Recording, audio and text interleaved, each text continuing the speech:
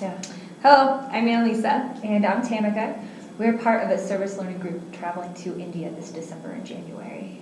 As preparation for our travel, we have been fundraising and raising awareness for Voice for Girls and RT Home. RT Home is a shelter based in India that started in the 90s after they found a little abandoned girl in the streets who was 3 years old, and now it serves as a shelter for abandoned women and children. It has done a lot of successful things. So it is now standing as a school for 375 children. It has taken in 800 women and saved them from sex trafficking. And over the past 20 years, it has helped shelter over 700 kids. Mm-hmm. And Voice for Girls is essentially a camp that operates during the summer and winter terms that tries to impart life skills to kids of various ages. Life skills include basic health, leadership, rights, and self-awareness. Also in preparation for this trip, we've been enrolled in a course on women of India. Through this course, we've organized a series of events in order to do the fundraising and spread awareness for these two wonderful organizations. A part of this awesome assessment that we are doing right now is to answer questions and see how far we've kind of come over all of our progress and what we've done, and to see what we maybe could have done better and things that we kind of wanted to focus on overall. So, awesome. Let's get down to the goals.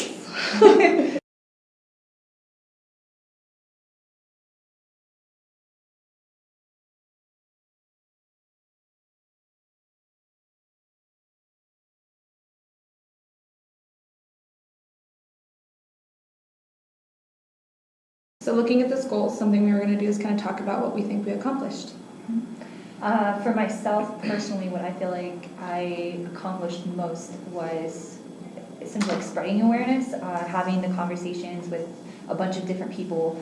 And I'm pretty used to traveling, so I didn't get a lot of people asking why. I was very lucky. Most people just asked what I was doing, and which obviously opens the door for conversation and to explain the two organizations that we're trying to fundraise for and how much they benefit the people of India. So that definitely was the biggest plus for me. Yeah, I think for me, one of the goals that I got to accomplish was raising awareness on India as a whole and daughter devaluation. When I explained people why we were raising money and how important it was, a lot of them had no idea about the history of India, which we are really thankful to take in this class for, and teaching them that there is a really big issue with how the daughters of India are treated and the women in general. So spreading that knowledge in everyday conversation with the people I know and with fundraising.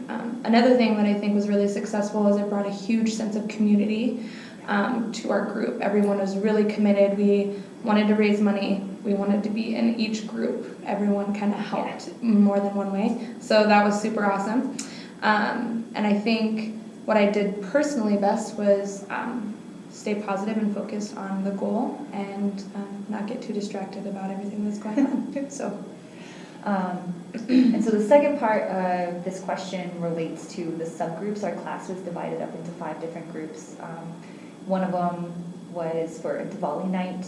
We went and spoke to everyone who attended and then hosted a table. 2 of the groups essentially organized events. One of the groups did a mailing list, and one of the groups was essentially like a production crew to get together a presentation about Voice for Girls. So the second part, like I said, of this question relates to what did our subgroup do best. I was in the group that participated in Diwali night, and I really feel like we rocked it at essentially learning what grassroots can do, because there was so much networking involved with trying to find people, getting in touch with the main group here on campus who was hosting the night, and making sure we got tables, making sure we got decorations, people who could do henna, things like that. That was the big thing, was figuring out exactly what the little people are capable of doing. Yeah, My group was Try for a Child, which is an event that we had set up for $1 chais, and it only takes $1 to keep a child in school at the RT home, so that was kind of nice. And we also sold meals, authentic Indian food, which is delicious and amazing, so it was super great. And we sold those for $7 a plate, so everyone that ate lunch that day donated $7 for 7 children to stay in school. And what I think was best is not only did we get together and learn more about each other, but we all did a really good job at networking and social media and really like using the electronics that we all can't put down during the day and getting everyone involved and making sure that we spread the word really fast and a great turnout. And all of the 2 groups, everything we did, all of our money goes straight to RT Home. So it was pretty successful. Awesome.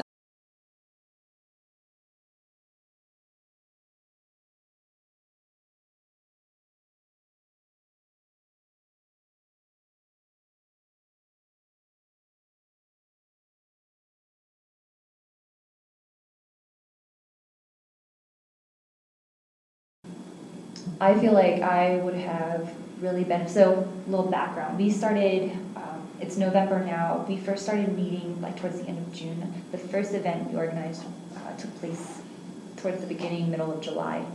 I feel like I would have benefited from more time to brainstorm ideas, because this is kind of the first service learning group I've ever participated in, the first events group even that I've ever participated in, and I had no idea how much time would go into organizing and publicizing that these events are happening. So I think would have, like I said, benefited from more time of brainstorming the actual ideas behind the events, so there was time to put them on.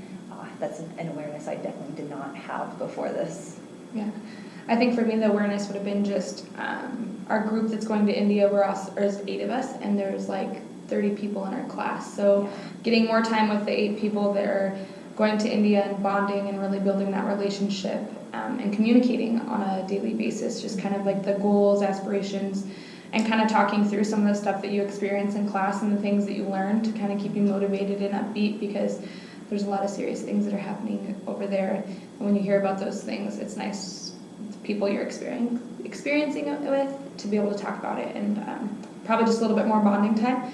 But I think that was the only things we had to improve.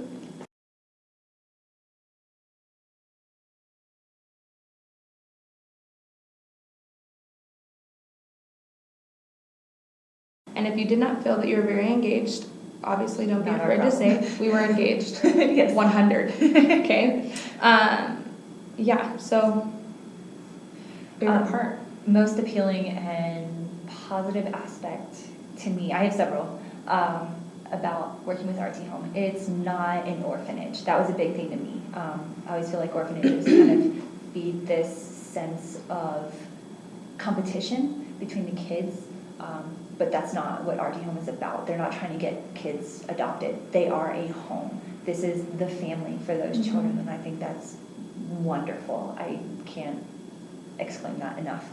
I also like the fact that they also take in boys. So in India, girls are statistically more likely to be abandoned.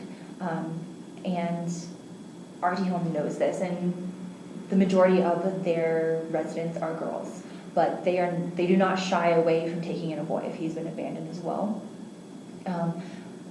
The fact that they're also a workshop for women, their site, not verbatim, but their site essentially explains that they believe women who are able to provide for their family are less likely to abandon their children, and I love that sense of proactiveness, looking to the future. And the final aspect that I really like about RT Home is that they provide scholarships for kids who don't even live there. If you are in need of money for school, RT Home will try and help provide. For a child, yeah, that's amazing. One of my favorite things about RT Home is the amount of history and their effort to continue. Like they just, this happened in the 90s. It's been going for 20 plus years. They take in children. They're a big part of the healing process because of what these children go through, and these women that are abandoned by their husbands it's something where they're just not trying to get them trained, here's how you work to get a job, but they really want to heal these women and these children and get them educated in something that they can succeed in life and that they can be successful. And that's really important in these kind of rural communities, is to feel like you have a sense of community and to know that you're going to be educated as well. But they care about who you are, and the healing process is one of the most important parts that I've heard. And also that they donate so much money to education. So we were looking at their website, and one of the things we noticed is it's $3 million a year, and it's like not a year so far, I think, in scholarships to 200 children, and that just shows you their dedication. And they don't want to expand and build homes everywhere. They just want this one place to just expand in education and what they can offer them, and that's something that's appealing to me. They're very future oriented for everybody, not just the people who live there, but for everyone in India. So the second part of that was like the biggest piece of advice for next year's class. You had.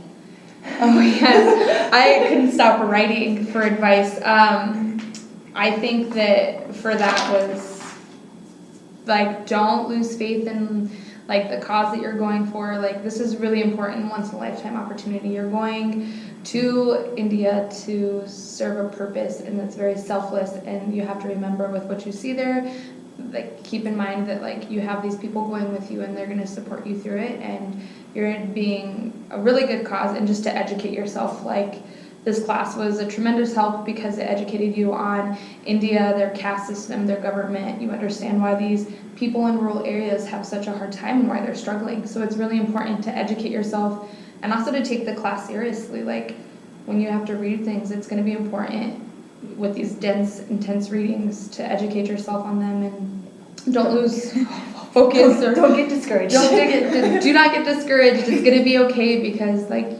Bonnie's there is amazing, and she's going to support you through it as well. And just kind of stay focused on the bigger picture.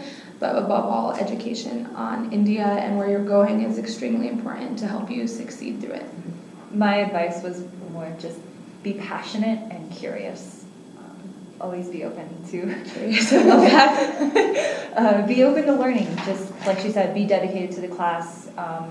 Give it time, because it's absolutely going to prove worthwhile.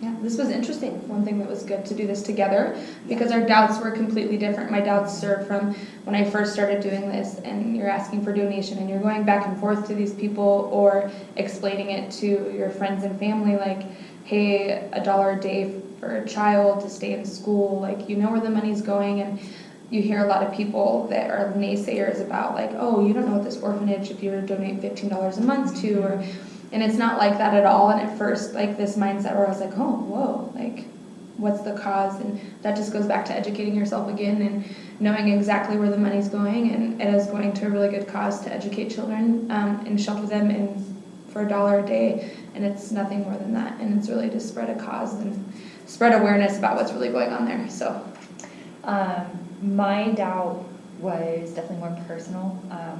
I'm definitely more of an introvert, so the idea of approaching different people and trying to convince them of the worthiness of this cause, even though I believe in it myself, I was definitely a little bit doubtful about my ability to accomplish that.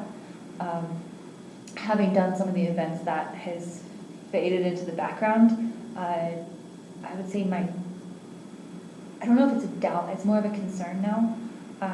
Having taken the course on women in India, I feel like I'm way more sensitive to the idea of imposing Western values, and just kind of worried about seeing through that lens instead of being open and really viewing life there for what it is instead of what I am expecting it to be or what I want it to be. That's kind of my doubt now, how it's evolved. yeah, I have no doubts. There's always doubts, okay, to an extent, I guess.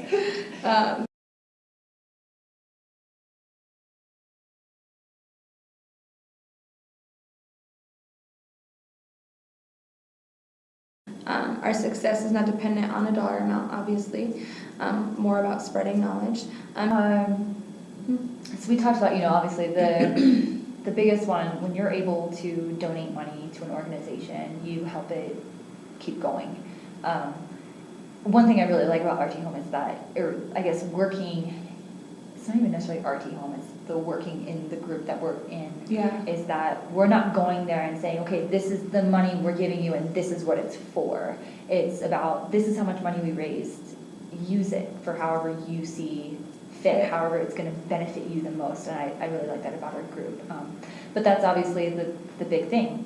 You are empowering that organization to provide shelter and schooling and food and medical care and scholarships for other kids for that much longer. Yeah, absolutely. I think it's beneficial. For the people here, I think it benefits. Like every time I've had to explain what we're doing, there's so many times that it's been for people like, I don't know what's going on there. They had no idea about their government, their caste system. People are still really unsure about that. So educating them on like why it's so important for this little amount and what it does, and going in open-minded, and I think it made a huge benefit to everyone in our class just learning it and becoming together as a community and getting involved in this one small act. I think it changed all of us and has all brought us together in some small way when you learn about something that's so drastic. And it's been an incredible experience so far. So I think benefiting here was amazing, and them is just, we're going there doing something that we really want to do, and we're letting them take the lead on it and kind of teach us about their culture. That's the point of service learning. We get to learn something from them, and hopefully we can take back something and teach them as well. So it's going to be an exciting experience. And spread the positive juju. That was for you, Bonnie there. Yeah, definitely, like she said, the broadening the horizons. That's how I look at it. Broadening the Like, horizons. you cannot stay in the same mindset once you've traveled, once you've met people who are different from you, from a different culture. You can't stay the same, and that's the benefit. That's the Yeah, benefit. that's the It's a benefit. benefit to me, and hopefully a benefit to everybody in the group, and hopefully a benefit to everybody we'll meet. Yes. You know.